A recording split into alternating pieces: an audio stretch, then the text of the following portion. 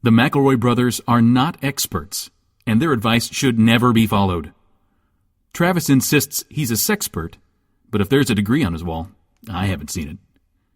Also, this show isn't for kids, which I mention only so the babies out there will know how cool they are for listening. What's up, you cool baby? It's familiar, but not too familiar, but not too not familiar. It's a new craze. Hey, good girls, do you wanna just say, hey, I wanna? Just say, hey, I wanna. Hello and welcome to My Brother Mean Advice show from the modern era. What a thrill it is to be back. My name is Justin McElroy. I'm your oldest brother. I'm your middleest brother, Travis McElroy. And I'm the Nastyman. It's, hey guys, it's me, the Nastyman. Is Nastyman a 30 under 30 media luminary? Yeah, the Nastyman, they didn't take that away. When I became Nastyman, I emailed Forbes just as a courtesy, like, hey, are you going to strip my title? You're going to put an asterisk up there? Are you going to lower my banner and burn it in the ceremonial fire? And they said, no, Nastyman. And I thought that was sweet that they did call me the new name. They said, no, Nastyman, you can stay on the list. And they updated the website, so now it says the Nastyman. It actually says Griffin McElroy, and it's all the same, and then there's a huge asterisk. I mean, like, comically huge asterisk. And it says, just a fair warning, ladies and germs, he's a nasty man. Yeah, and it says germs in, like, Comic Sans to let you know that that part is, in fact, kind of a joke. Because I got the bronchitis, gang. I got it deep in my lungs. Hey, deep in my lungs. And it's bad. And did you know that when you're a professional podcaster, you really just can't get bronchitis? It's like can't. You're really not supposed to do it. And so when I saw the big bronchitis hose hanging off of that abandoned warehouse, and I was like, I'm going to take a huff on that. I should have known that it would have been a mistake, but I didn't. And curiosity made the cat get bronchitis. It's funny. I've been on a course. My wife got. She has a name. It's Sydney. My wife got the flu because she works at the flu store, pretty much. And she got the flu and she brought it home. So I went on a prophylactic dose of Tamiflu. So I was taking one Tamiflu a day. And that's very funny. Like, we should talk about the fact that it does sound like you're talking about a rubber or a Jimmy cap. It is hysterical, yeah.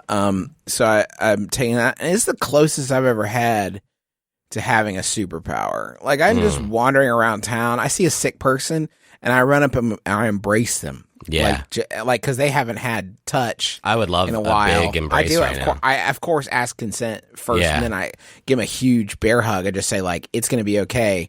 And they're like, but Justin, no, don't. And then I'm like, it's fine. It's fine. I also have a sinus infection, which is really cool. And what's really cool and is cool about it is that right now, I don't know, 15 minutes ago, took my cough syrup that did have codeine in it, and I did take a Sudafed, the max strength 24 hours one, because I do not fuck around. That real welterwhite shit. And so my brain isn't one. For the most part, the two lobes are like the left side's team codeine, and it's like, let's just chill. And the right side is team Sudafed, and it's like, yeah, that sounds pretty good. And so I'm excited for what the Nastyman's going to bring to this episode. Travis, how's your health?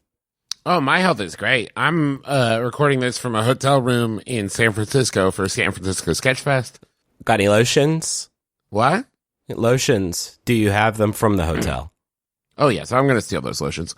My voice is a little rough, but not from sickness, just laughing and screaming in joy. Well, I'm glad to hear that, Trav, you big shithead. Well, I have something so important to tell everyone, Griffin. Lean in. Everybody lean in. You don't want me that close to you, bud.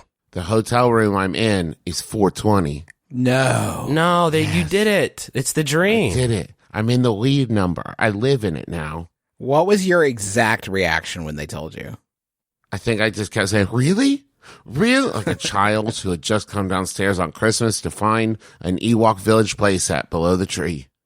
How many people at the Sketchfest did you tell find an excuse to tell your hotel room? But in a not creepy way. Like, it sounds like you're propositioning them. Everyone was very jealous, legitimately. Like, I think just because I'm here with so many like stand-up comics and performers who are like, and you know they love weed. Yeah. well, and not only it's that, kinda but if true. I had the go-to punchline of I'm in the weed number, they would use it. But here I am using it on my recorded whimsical podcast, my brother and me. Yeah, I mean, it's a surefire hit. I don't know if you can tell from our response of just like busting Losing it chuckle over nuts here. over here, but Yeah, it's a 'Cause surefire. Really, they use that number? You know, the weed one. I would think it would be like the 13th floor. When they skip, yes, when they skip the Whoa. 13th floor, you'd think they would do that. And it's like, we can't put the weed number in here. Yeah. That's too funny. Anyway, so this is going to be a real episode of content. So should we do that? Yeah, I mean, yeah, for sure. Nobody's going to say by the time they get to the end of the episode, they won't be able to say, well, that wasn't an episode of a podcast. I think it'll be pretty undeniable that what we've done here is put together a real podcast episode in terms of content. Yeah. My wife and I recently moved to Michigan. Okay, nasty man. My wife and I recently moved to Michigan, where it is very cold in the wintertime. Heard that. Shut up. To keep warm, my wife made a sweat dress, which is a full-length dress made entirely of the material used to make sweatshirts and sweatpants. It is very warm, but we are not sure whether it is appropriate to wear to work. Is my wife's new gray sweat dress appropriate work attire, or is it just a pajama dress? And that's Andrew from Ann Arbor. Last night, because of all the football that happened, and it was apparently very good football. Yeah, a lot TDs all over the place. I heard at least 8 teams Won get mentioned, which the big seems wild championship. to me. Yeah. And because of the football, everything on all the channels was delayed like a half hour. And so that's why I was accidentally watching Shark Tank. Uh-huh. And Juice, you watch this app? I know you like to get up. I know watch you like to every swim. app, baby. You swim with the fishes. There was a gentleman who pitched a product there. And fuck me, I guess it worked because here we are mentioning it on our nationally syndicated podcast. Which, by the way, I'm so glad we finally got syndication. You know, that's where the money is. There was a gentleman who pitched a product that was called Dude Robe. And it was kind of this. Oh, no. It was sort of like fleece-lined robe hoodie line. And it was called Dude Robe, which I thought was not inclusive in the way that I like my products to be. It sounds like you kind of have developed an alternative to Dude Robe, and I'm very much into that. Now, I will say the Sharks did pass on Dude Robe, so if you're looking for sort of commercial viability of your new product, and if their acumen is to be trusted, I don't think there's much of a profit future for you. Is it appropriate to wear to work? I mean, is it the material or the cut? Yeah, the cut is so important. Is it I know nothing about dresses. Oops. Cocktail dress, that's one. Wedding is another. Yeah, that's another. I don't think it's a sweat wedding dress, although I would be very into that sort of cash approach to Dude, a pajamas wedding, please hook me up. If I'm staying up past, 11 anyway, then I would love to just be in my off-court buddies ready for the sack. I love your ingenuity here, or your wife's ingenuity here, though. Mm-hmm. I think this could really take off. You think it's not about whether or not. Here's the thing. Don't wear it to work because your new job is sweat dress. Yeah. Your new job is promoting and selling this apparently commercially unviable product. And I'm a little worried about that. The real issue is that this gentleman wanted $220 for each Dude Robe, which seems like a lot, sir. Yeah, I'm not going to pay that much I wouldn't pay $10 for a product if it was called Dude Robe. If it was just called anything. Dude Anything is a tough putt. Dude Repellent. Maybe I would buy that. Yeah. I will also say, Andrew, you and your wife, I think, need to do a little brainstorming, because I think maybe sweat dress doesn't trip off. So I was going to say this, Travis, and then I started thinking, like, if you think about it, sweatpants is like, that's gross. It's really gross. It's But the nasty. established at this point. It's a little late for us to change sweatpants. It's and established, sweatshirt. but it's like, if you think about it for just a second, and that's what we're all about here on My Brother, Me, sort of like, deeper, diving deeper into the things that we just sort of pass by. Sweatpants. That's gross. Yeah, it sounds like some sort of rag you would use for cleaning. And that's why it is the nasty man's favorite sort of garment. I love this, though. Can you just staple on like a normal dress fabric to the outside of it, and then it's your dark secret? And if the answer is yes, then my follow-up question is, can you come to my house and do that to literally every piece of clothing that I own? Because yes, well, sweatpants is a nasty word. It's the one you want to be wearing. What about some embroidery or maybe some bedazzling could happen there to sort of kick it up a little bit? So you keep the comfort factor, but it's also like a little, like maybe you use gemstones to write the word fancy. Ooh, And that's how you know a clothes is fancy, Justin. Yeah. And I'm glad you brought this up. That's why at the Met Gala, it's fancy. It's like Juice Newton all up in that place. And speaking of the Met Gala, maybe we just get Heidi wearing one of these things. I need to stop for a second and figure out why you said the words Juice Newton a second ago.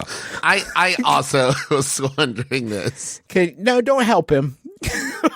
Why? What was Juice Newton's sort of contribution? Was it a phonetic sort of fun you were having, or was there a deeper level that maybe just kind of whizzed over my head? What was sort of the idea with saying? Now, Juice and I Newton? guess the real question that's on the tips of everyone's lips is, did I confuse Juice Newton and Reba McEntire?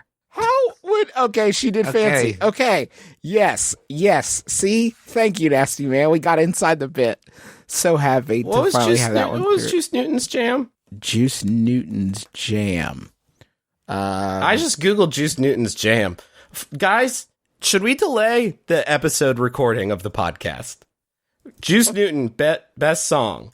Queen of Hearts. Playing with the Queen of Hearts. That one was what I was thinking of. Anyway, you guys want a Yahoo? Sure, yeah. Juice Newton's a very talented performer. You And bet. this is a very talented Yahoo that was sent in by the delivery man, Seth Carlson. Thank you, Seth. It's Yahoo Answers user Skylar asks, can a ghost charge a phone? Asking because people who lived in my house claim we have a ghost here. I usually charge my phone with a wireless charger, so I get a notification when I place it on the charger. I was standing in the doorway of the room where the ghost resides, and that's in quotes, and suddenly and randomly I get a pop-up about my phone connected to the wireless charger, and then fades as it detects the charger is off. However, my phone was in my hands as I was browsing the net. Or this is a real person, by the way, and they did say browsing the net. Did a ghost's energy charge my phone as it walked by, or is it just weird technical malfunction? Well, of the two, I think you gotta lean ghost on this Yeah. one if you're applying a skeptical eye. I mean, those electronics cost a lot of money, and it seems weird that they would just malfunction. I remember watching the movie Contact, but only kind of watching it. And there was a whole bit in there about Occam's razor, and I wasn't paying attention to it. But I think what it meant is that the ghost did charge the phone in this one. And can I say what a friendly specter that would, like, I would want that specter. I would want to, maybe not murder somebody in a terrible passion, which is how ghosts get born. But I will say, like, there have been times where I've been at, like, a music festival or at the airport and I forgot to charge my phone, where I could use a little Casper floating around my Samsung and making sure that it gets juiced up. Now, that brings up a question, though. Is it platform agnostic? Are there certain ghouls that charge Samsung devices? Are there certain geists that charge Apple devices? I mean, I think the key here was introducing wireless charging, because ghosts are wireless, so they hear that and they're like, "Well, I can fuck with that for sure." Let me see. Not old ghosts though.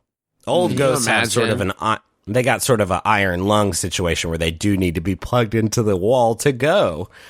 Can you imagine being and a that's ghost? why a lot who, of times you'll be watching Ghost Adventures and they'll be like, oh, see that extension cord just kind of whipping around. That's an old ghost. Can you imagine the frustration of being a ghost who, like, you have been charging someone's phone for them and then they come home and, like, Apple has changed, like, the charging outlet on the phone and you're like, oh, what? But no, I'm not compatible with lightning chargers. Fucking Joni. What am I supposed to do now? I'm just gonna knock over some dishes. Stinker. What a stinker! I'm gonna smash dishes till you get a new Samsung. I love the Samsung devices. It's more open platform. Don't give Tim any more money, Tim Cook.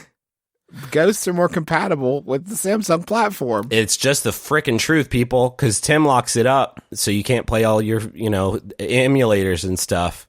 Ghosts can't get in it. Ghosts can't get in it. This was definitely a good spectral activity. I don't know what else to say. I'm so convinced of it now. It wasn't a fluke. This is a dead person that got in there and helped you out with a few extra percentage points that you needed to get through the day.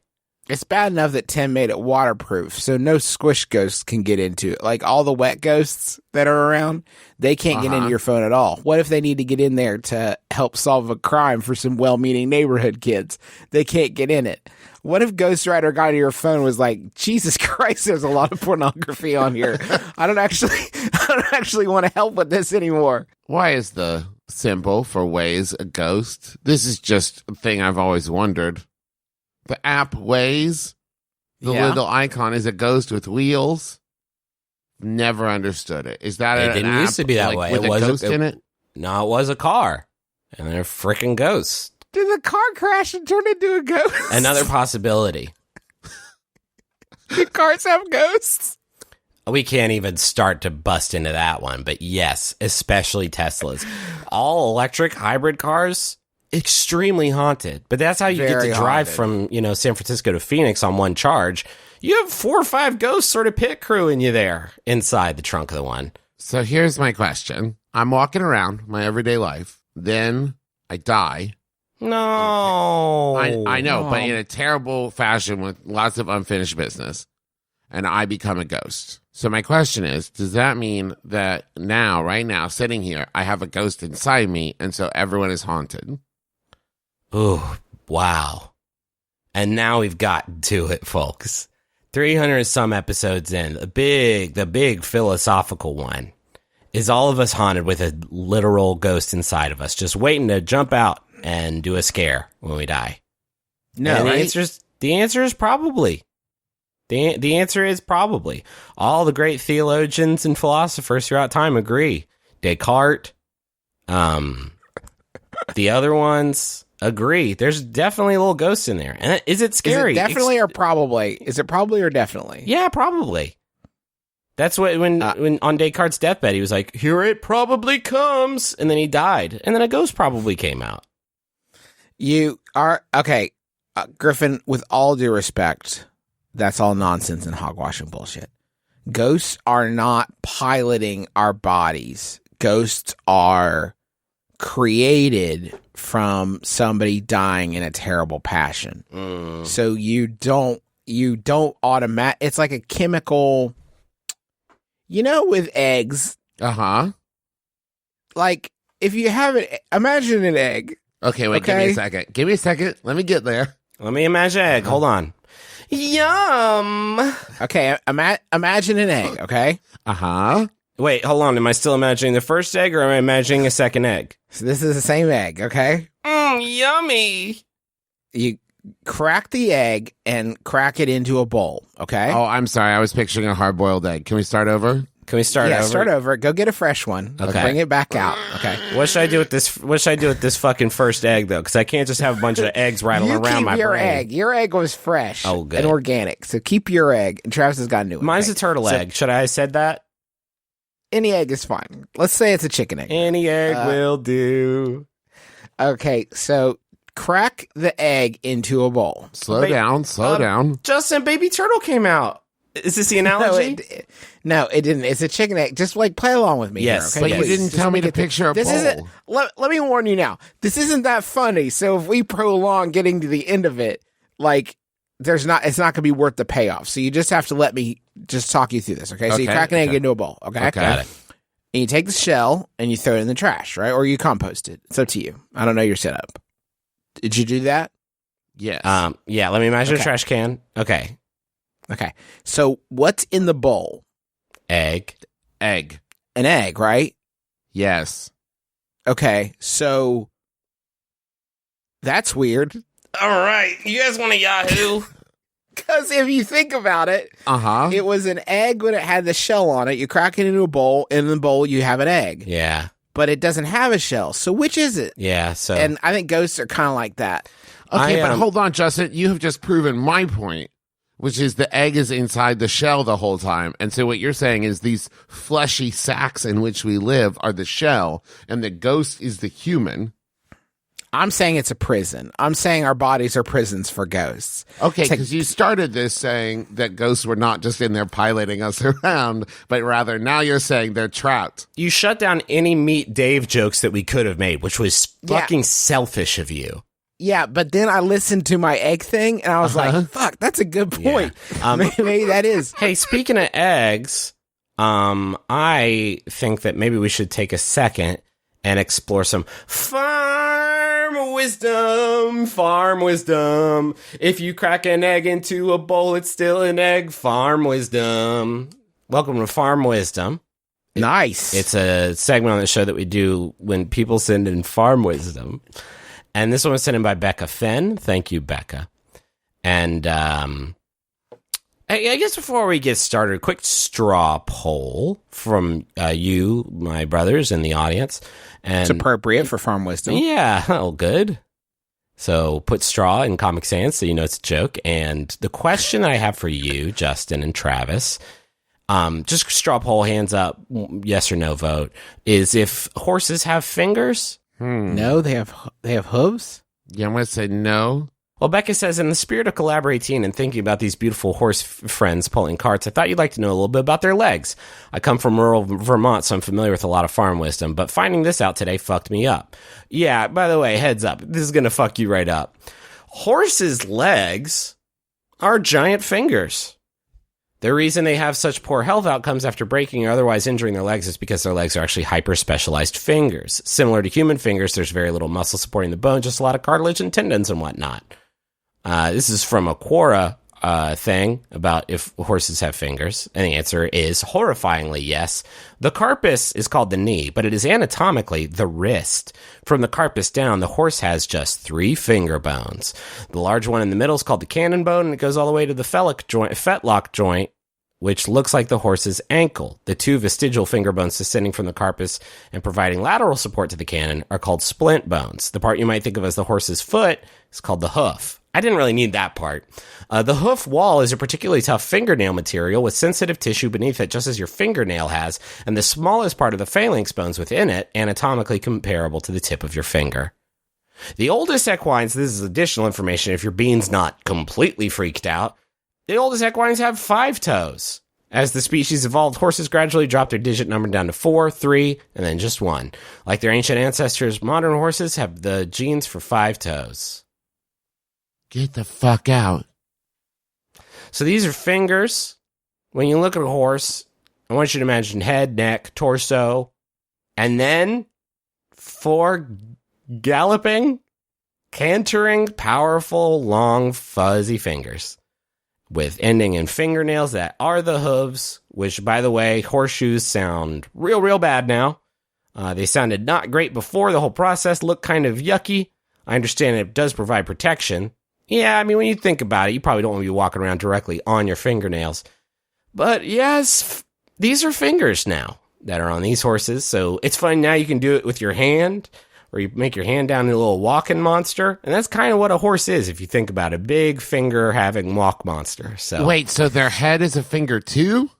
No, you goofball. The head's a head.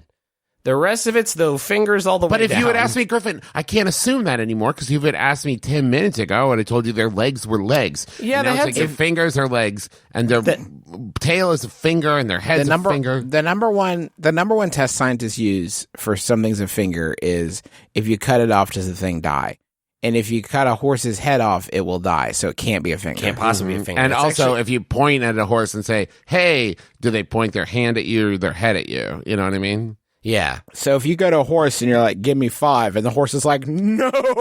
Yeah. Please, That's why. Because no. please, anything, but I can never leave a bro hanging. If but my please. math is correct, though, each each appendage, we'll call it that, has 4 finger bones in it. So if you asked a horse for 5, it would get pretty confused. It could give you 8 or 4. Otherwise, it's going to give you a full 5 or a full 4, and that's going to destroy your hand, by the way, and then try to figure out a way to just get 1 finger bone up on you. This is a challenging episode, just mentally. 1, are we all haunted? 2, horses are running around on their fingers. Loving it, though. But they're not this is linguistic nonsense. They're legs. You can't just say something's fingers. We all know what that is. Didn't know you were a horsebonologist. No, I'm just saying you can't. Oh, it's interesting, Justin. I didn't know. You're so talented in so many different ways. I didn't know you also had a horsebonology degree. Where did you study? Where did you study, Justin? John Hopkins? The School of Hard Knocks. I've learned the hard way. Them's his legs. They're not fingers. You can't trick me. How come Johns Hopkins is called Johns Hopkins? Is it referring? Does John possess a Hopkins?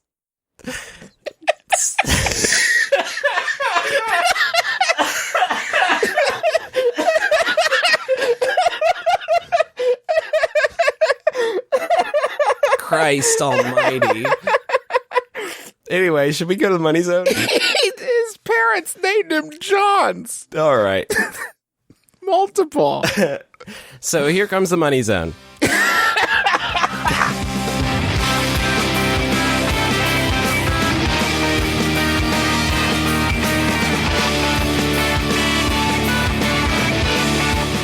Hey, folks, if you want to freshen up your look for the new year, but you have no idea where to start, I cannot recommend Stitch Fix enough. It's a new way to shop for clothes. They do all the work for you. You go online, you answer some questions about your favorite styles and budget, and it doesn't say fabric allergies on here, but I'm assuming that's part of it. And your personal stylist will pick 5 pieces based on your preference. They send you a box, and you look at the stuff, you try the stuff on, and you only keep the stuff that you only pay for the stuff you keep. The rest of the stuff you put in a bag that comes with the box, and the bag is all pre-postage paid and everything, and then you ship it right back to them, the stuff you don't like. And they take your feedback on the box, and then they do better next time, which I think is something we should all strive to do and follow in Stitch Fix's example. It's not a subscription thing. You just pay for the clothes that you like. I have been using this service for a long time. Sid's been using it for maternity clothes, and they've sent a lot of stuff to her that she's really dug. It's hard to find really great maternity stuff, but they have a really good hit rate. I think the last box she kept everything. Yeah, my last 2 boxes I've kept everything. I'm wearing a Stitch Fix shirt right now. They are. I don't know how they like. I mean, you fill out a survey about like what your style is and your fit and everything, but it's kind of like magic how well they've got me kind of pegged. And it's interesting too, the stuff that there's been some stuff where I'm like, I'm not so sure. And I tried on like, yeah, I guess this is me. Yeah. Or this is the me I'm going to strive to be. This is an aspirational shirt. Sure. You can get started now at stitchfix.com/mybrother, and you'll get 25% off when you keep all 5 items. That's stitchfix.com/mybrother. One more time, stitchfix.com/mybrother. I want to tell you about Quip. Let's be honest. None of us do enough for our teeth. Our teeth have always been there for us, chomping stuff, biting stuff, protecting our tongue. And yet, what do we do for them? Well, it's time. It's time for you to work together with your teeth. 20 collaborate teen, work with your teeth. You should brush your teeth at least 2 minutes twice a day, but do you? No. Oh my God, no. Wowzers, no. Yeah. That's 4 minutes. What am I supposed to... Come on. I'm a busy man. So you're going to want to find out about Quip. So Quip is the new electric toothbrush. It packs just the right amount of vibrations and everything into a very slim, cool-looking, stylish design at a fraction of the cost of bulkier brushes. I am a big fan. It has now become the brush I both use every day and travel with because it is compact enough to bring your electric toothbrush with you without feeling like it's taking up all kinds of room. It's a sexy little electric toothbrush. Yeah, it's great. And it's got a mount that goes right on the mirror, so it keeps it up off of everything and leaves you some counter space there. And you can get new brush heads delivered every 3 months for just $5, and then it's including free shipping. So Quip starts at just $25, and right now, when you go to getquip.com/mybrother, you get your first refill pack free with a Quip electric toothbrush. That's a free refill pack at getquip.com, getquip.com/mybrother. Go check it out. I have a Jumbotron here, and that is that I want you all to search for Matinee Manatees on iTunes, Stitcher, or at matineemanatees.com. If you listen to podcasts to help you fall asleep, but you keep getting startled or you wind up staying awake because you don't want to miss anything interesting, you may want to try Matinee Manatees. It's a podcast that is specifically designed to fall asleep to. It's hosted underwater, and I don't know if that's true or not, but if it is, fuck yeah, by a rotating cast of half-ton aquatic mammals. They mix the peaceful sounds of marine ambiance with low-pitched discussions of old movies you've already seen, and the episodes are real long to help you fall asleep. It's free on iTunes, Stitcher, or, once again, at matineemanatees.com. I would like to take this opportunity. It's a message from your friendly neighborhood mods, and it's for Awful Squad Jr. Hell yeah! And all the honorary Wigglers out there. Ready up, Wigglers. It's time to spread some laughs. Can you believe we have a community of people playing video games who all rank goofs higher than skills? Here's to many more good bike stunts, impromptu turncoating, hilarious ragdolls, and making peace using only Wiggles. We love and support you and are sending you all the virtual hugs. That's from Awful Squad Jr., which is the, I would say, partner in a web series called Awful Squad that we do over at Polygon. You should go check that out. It's so much fun. They're literally half the reason that it's such a fun thing to do. And They are the 100 in the 1 versus 100 of Awful Squad. I think they're more than I think they're the majority share. It's a really, really fun community and a really cool thing that we do live every Tuesday. I have one more Jumbotron here. This one's for Sam and Nick, and it's from Anita, who says, "Congrats on your engagement. Since I introduced you to the McElroys and deserve partial credit for the events that introduced you to each other, I thought this was the perfect way to send my love. I'm thrilled you found each other, and I truly can't wait to rage at your wedding. Here's to a long and joyous future together." I'm hoping they're using rage in like the colloquial fun, like let's day rage, and not like I'm going to be infected with the rage virus and I am going to attack your grandma. I'm going to come right at her and you will not be able to stop me, and then it'll spread. It always spreads. And I'm sorry, but I am looking forward to it. I am looking forward to it. It's going to be fun. I'm thrilled about it. Your grandma's not going to be. Podcasts. They're audio programs that tell smart stories in innovative ways. Using editing techniques like this. Like this. like this. But let's face it, all that smart stuff can be exhausting. That's where Stop Podcasting Yourself comes in. It's so stupid. It's just two stupid dinguses Being dumb idiot jerks for 90 minutes. Stop Podcasting Yourself. The stupid show that smart people love. Find it on iTunes. or MaximumFun.org. How about a Yahoo?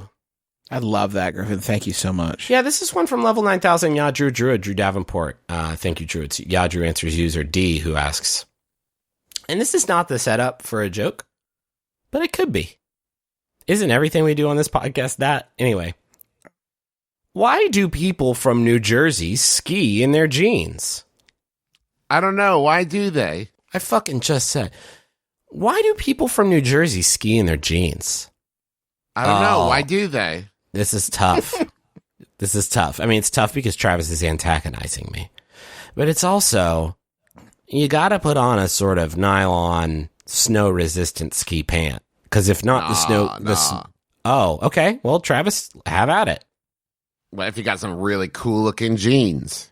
No, I know you want to show the jeans off, but there's a time and a place. When somebody goes zooming past you on those beautiful slippery rails that we do call skis, however fast skis go, like 60 miles an hour, I don't think they're going to stop and smell the jeans. You know what I mean? The only reason you couldn't wear jeans is because you're going to fall into the snow and get them wet, correct? Correct. I mean, yes.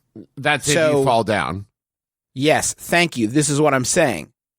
If I'm going to carve the slopes and I'm not going to fall, I can wear whatever the fuck I want. So New Jerseyans, you're saying, are just exemplary skiers. They do not. They're just great skiers who can wear jeans because they're not going to fall and get their jeans all shitty with snow. They're going to carve the slopes. They're going to land. They're going to zoom right into the lodge or whatever and have some French onion soup and just kick it. It's like if you were like a duelist who only wore white because you know you won't show blood. You know, that kind of thing. Like, yeah, this is my thank you. bold- Yes. Yes, this is the New Jersey shot call. Yeah. Of like, I shall not be falling down. I will meet you at the bottom at, I don't know, either the lodge or maybe like Bubba Gump Shrimp. We haven't made plans. Damn, that's a You wanna go cool for lunch? ski mountain if it's got a Bubba Yeah. Gump shrimp on it. Well, you know, you get hungry and you want to get some, I don't know. I've never been to a Bubba Gump Shrimp, but I assume there's shrimp there. Yeah, there's a lot of it, Trav. I can confirm. They got It probably will come as a great surprise to literally no one that I have been to a Bubba Gump Shrimp company before. Yeah, Trev, they got Probably. shrimp. They got all kinds of shrimp. Steamed shrimp. Hot. Here we go. Hot shrimp. Fuck, this is good. Good shrimp. Good shrimp. Little Poison shrimp. Little shrimp. Aggressive shrimp. Boneless shrimp. Okay, listen, straight up, if you own a restaurant, please start advertising boneless shrimp. Please, It's please. important that you do That's this. so funny. I went skiing one time and I didn't take, they had classes, which I think in retrospect, I wish I had forced the issue. I asked about them and no one in my party wanted to do the classes because they all loved it. Was yours also a church thing? Because I've only been once and it was a church thing. No, it was a bunch of junior doctors. And I was getting out there and I basically was at the top of the hill without knowledge of how to ski. I knew pizza and French fries was one where if you make your skis like French fries, you go. And if you make them like in a triangle that could hold pizza, that they stop. I learned, they told me that. And then what I did after that was I just sort of slid down the hill on my belly and one time. Like and a then graceful, like penguin? No, sort of like a dead penguin. And I just sort of slid down the hill like an idiot. Yeah. And then I like pounded my way back up in my stupid boots back up to the place we were staying. And the relief I felt knowing that the skiing was a part of my life was behind me and that there would never be skiing in the future is a relief that I have not experienced before or since. And I've kind of thought, like, should I go skiing again just so I can experience the exhilaration and luxury of the feeling of not skiing immediately after skiing? I went once with church, and to continue Justin's sort of wonderful analogy earlier, I had myself a veritable pizza party. It was the only way I did it. I got yelled at. I tried a medium, blue circle slope, and I got yelled at by somebody who's zooming by a lot faster. Like, you need to learn how to do this, which I would have. Pleasant yelling, though. I think the problem is that if they called, I was like in high school, and I wasn't going to get on something called a bunny slope to learn how to do the thing. I wish it was called something a little bit less insulting for, teens. Something like, the cool slope or if they had called it the ice trial, and it's like, oh, if you want to take one of the trails, you have to pass the ice trial. And then maybe you got a badge at the end of it. That would definitely be my jam. But yeah, there's a lot of problems with skiing. I have never been skiing, and the reason is, I like to be very introspective, think about myself. What do I know about myself? What are my core truths? And one of those core truths is that I have zero interest in going skiing. There's nothing. I don't like being outside my house when it's cold, let alone looking down an incline at what must be almost certain death. And it's cold. And I have big sticks tied to my feet. if not death, certain wet jeans. Because now that I think back, I was wearing my jeans. Yes, and those were Jinkos at the time, so they were probably Jinkos, Travis. Yes, and the problem with Jinkos is that they look fucking excellent. Obviously, sure.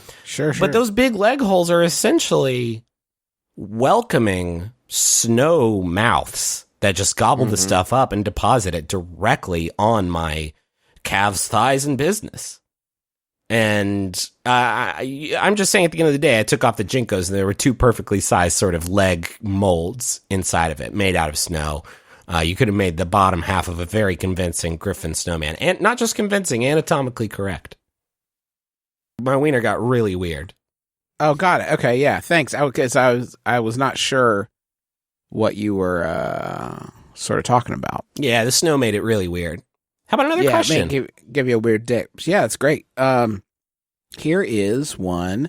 Every time my family gets together, they mention this woman named Anne. They never say anything that Anne has said or done, just how much they hate her. I used to theorize with my cousins about who Anne could be, but once they turned 16, they started talking about Anne too. Why do all the members of my massive extended family who are 16 and over know and hate this woman? What did Anne do? Should I ask who she is or wait a year so that I turn 16? Please help from Mystified about MIF members in Massachusetts. What could you possibly learn at why would there be an age gate on that? The only thing I can think is that your family is all vampires. Uh-huh. And that when you turn 16 you learn the truth of the matter, and that Anne is possibly there's a libel situation, and it's Anne Rice talk a bunch of shit, or Anne is just a famous vampire hunter. Or vice versa. It might be that Anne is a famous vampire, your family is a family of hunters. I don't want to speculate, because it could go either way, and you're the next generation. Maybe you will finally be the one who takes down Anne. Have you noticed your family gets smaller and smaller every year? I mean, here's the thing. It's got to be that the family's vampire hunters and Anne's a vampire, because we know this person's not a vampire because they typed this thing into a computer and emailed it. And I get real fucked up if I think about a vampire who can also search the web. Yeah, I can't deal with that. I don't really like that. I don't think that happens in Twilight's, where, Edward's like, hold on, let me get a... If he did, it would be on Alta Vista or some old bullshit. But yeah, and you never see, Castlevania. Dracula's like, hold up, gotta look up a new recipe for poison. Yesterday, my wife was watching the last 20 minutes of the last Twilight movie. How was it? And I was emptying the dishwasher, and she kept telling me context on the things that were happening, and I couldn't leave because I was emptying the dishwasher. So I was a captive audience for just seeing the end of this movie with a bunch of lore, and it didn't seem real to me that they had gotten to that point in 4 movies. It seemed like maybe the 30th movie would contain all the incredible truths. Did you know the werewolf in that movie decided to marry a little girl? That's a thing. He imprinted on her and said he was going to marry her, and she's 6? That's no good. That's in it. What other reason could Anne be a bad person that you don't know about until you turn 16? Why is your birthright knowing the truth about Anne? I've got it. Anne is just the name that they hear until they turn 16, when the true name is revealed, Cthulhu. All right, so they hate the deep one. I assume this is an unspeakable one kind of scenario, yes. Maybe Anne is code for you. No. They can't trust you with the secret until you're 16. And then, boy, that is going to be a rough Sweet 16 party. Happy birthday. You're Anne. No, that's no, not it's probably it. not that one. That's not it. I do enjoy. I'm still hung up on the idea of vampire hunters whose idea of hunting the one vampire they know about is just to sit around and talk shit about them. Because that is, if you think about it, vampire hunters do have downtime. That is almost certainly man, fucking Dracula. That guy, I can't even with that idiot anymore. Okay, I hate his guts. Real talk, if I wake up in the middle of the night from a horrible vision where I find out that I'm the chosen one, once in a generation, I'm supposed to go out and slay vampires, I got a lot of stuff going on right now. and also don't want to be killed by a vampire, because I would not be good at this. This would also probably be my MO. I would not go out stake in hand holy water in a camelback or something like that, ready to slay. Because again, I don't want to be dead from a vampire bites. But so what I'd probably do is just like, hey, I don't know if you guys know about vampires, but they are real buttholes. This would I would get on Twitter and subtweet vampires before I go out and try. Because I also don't want to. Is it still murder? Because my answer is, yeah, kind of. Yeah, probably. You could go to their bank and just be like, hey, this guy's a vampire. Oh, yeah, that's a great way to kill vampires. Just blow up their spot everywhere. Like, they're just like walking down the street and you're just driving slowly next to them in your car with the windows down like, hey, everybody, that's a vampire. I'm sorry, but Dr. Acula has been coming to this branch for many years, and we've never had any problems with him. We're going to have to ask you to leave. He's a treasured customer. Juice, will you do this next question before we wrap up?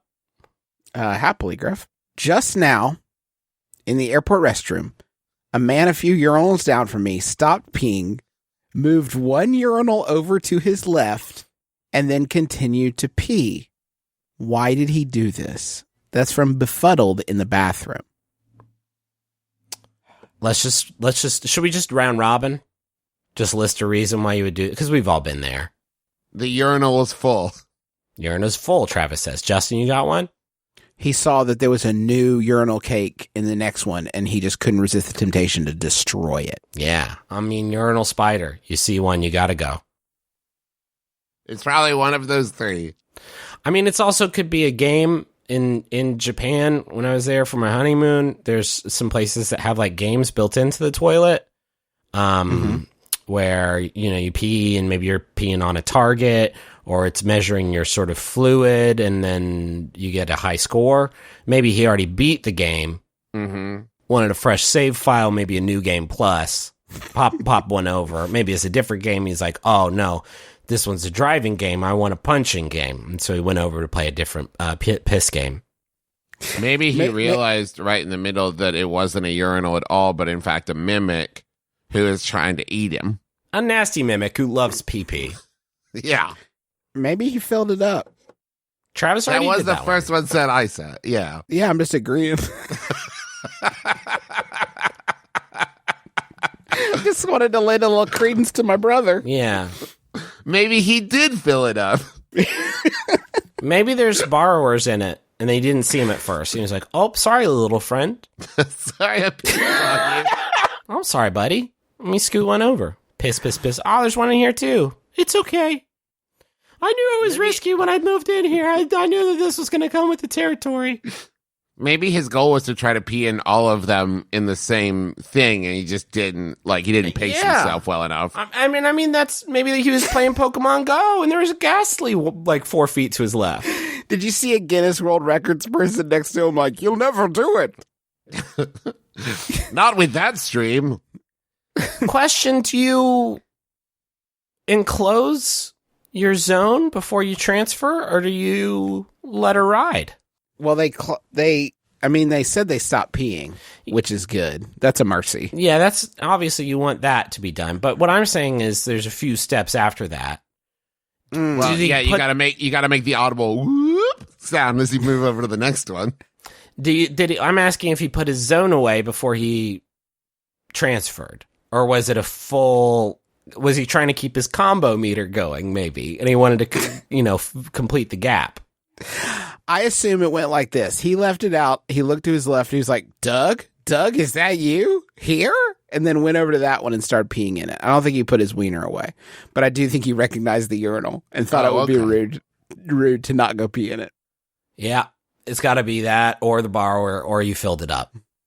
It's either he had filled it up, there was a borrower in it, or he recognized the urinal and called it by name. If you know the urinal and you're friends with it enough to know its name, then do you not want to do the business in it? You don't want to deny the urinal its purpose. Yeah, I guess that's what true. It's there for. I guess it's true. Man, everything's just so political these days. What does that mean? friends, I think we can all agree that this was a podcast. Yep. We made a guarantee at the beginning. Yeah. You're going to hear... Now it's going to end. There's a beginning, middle, end, and the middle was when we sold advertisements, and then before was everything before it, and the end was everything after it. And then you heard roughly an hour of three people talking. So that's a podcast. That's a podcast, baby. Cut and print. Walk us out, Juice. Thank you for listening. We really appreciate you. Sorry about, everything, but, sickness and traveling and everything. And we missed last week, and we're just real sorry, but we'll do better. We'll do a better job in 2018. I don't know, because I've been sick literally every day of 2018 so far. Yeah. So it would be, I miss having a good, cool, functioning, non-medicine sort of poisoned brain. Thank you to everybody who sent in questions. We've never done that before, but thanks. Yeah, especially the Yahoos. Yahoos. You all saved me from having to wander into that fucking pit myself, and I sure do appreciate you. And that's MBMBaM at Maximum Fun. MBMBaM at MaximumFun.org is the address if you want to send a query there. In that same vein, I want to say thank you to everybody who came out at Sketchfest to see my shows. They all went very well. Thank you for coming. I wanted to let everybody know that January 25th, I'm going to be in the John and Jean show in Brooklyn. I'll be tweeting about that. Jesus, Travis. Yeah, it's John Hodgman and Jean Grey, and I'm going to do that. And then we have the cruise coming up in February 18th through the 25th. Joko Cruise. It's going to be super fun. You can find that out at jococruise.com. I want to thank Maximum Fun for having us on the network. Go to MaximumFun.org and check out all the great podcasts there. They got awesome shows that you're just going to love that my brothers are going to tell you about because I'm about to cough, which I'm going to edit out. Heat Rocks. There's a new one on the network. From John Roderick, Friendly Fire, it is called, where they talk about like war movies. I was just talking with Roderick about it yesterday. It sounds super interesting. How is that, dude? I miss him. Doing good. He was sick for a couple days, but now he's better and has a really cool shirt. Well, he got that for... Do you get cool shirts?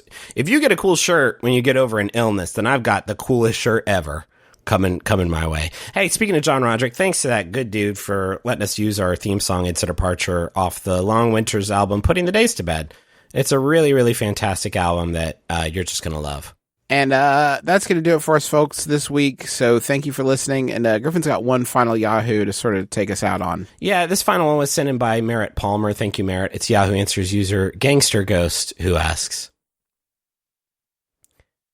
do you believe in Da Vinci Code? My name's Justin McElroy. I'm Travis McElroy. I'm Griffin McElroy. This has been My Brother, and Me. Kiss your dad square on the lips.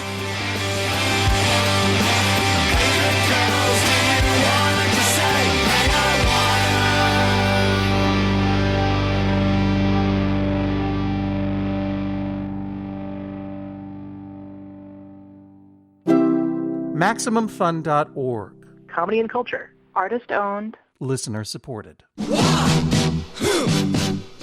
Hey, we'd like to talk to you about our new podcast on Maximum Fun, Friendly Fire. It's the podcast about action movies and Sylvester Stallone specifically. It's the show I've always wanted to make. It is not that. It is not that at all. It's a little bit more of a war movie podcast. It's not a little bit more of a war movie podcast. It is explicitly a war movie podcast. We look at them from all sides and put them in a variety of cultural and historical contexts such that anyone is going to enjoy this show. So go grab Friendly Fire every Friday on MaximumFun.org or wherever you get your podcasts.